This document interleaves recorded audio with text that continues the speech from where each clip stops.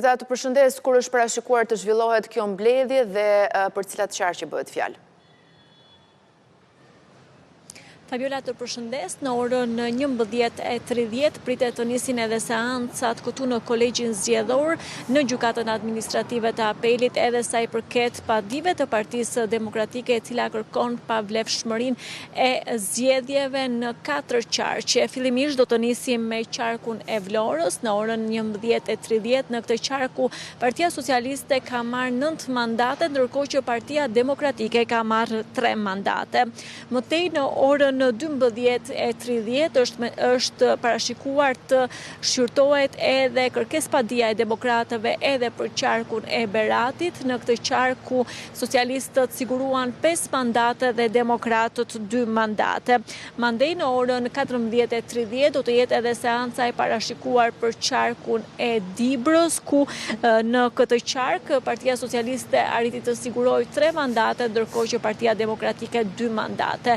Ndërkohë do të mbyllet ditën e sotme në orën 15 edhe me shqyrtimin e qarkut të fundit për ditën e sotme, që është pikërisht qarku i Shkodrës, aty ku demokratët arritën të siguronin fitore duke marrë 5 mandate kundrejt 4 mandateve të Partisë Socialiste dhe 2 mandateve të Partisë Social-Demokrate.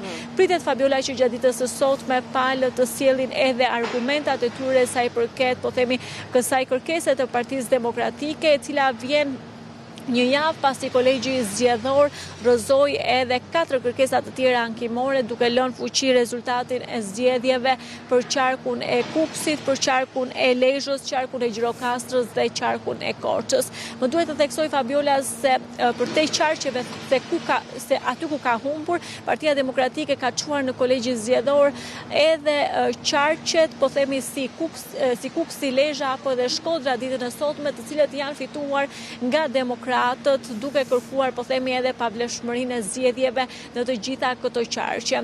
Kolegji Zgjedhor është pikërisht edhe hallka e fundit nga ku demokratët mund të ankimojnë vendimet dhe pritet, po themi, që edhe vendimi i ditës së sotme të jap edhe një, po themi, verdikt përfundimtar sa i përket edhe zgjedhjeve në këto qarqe.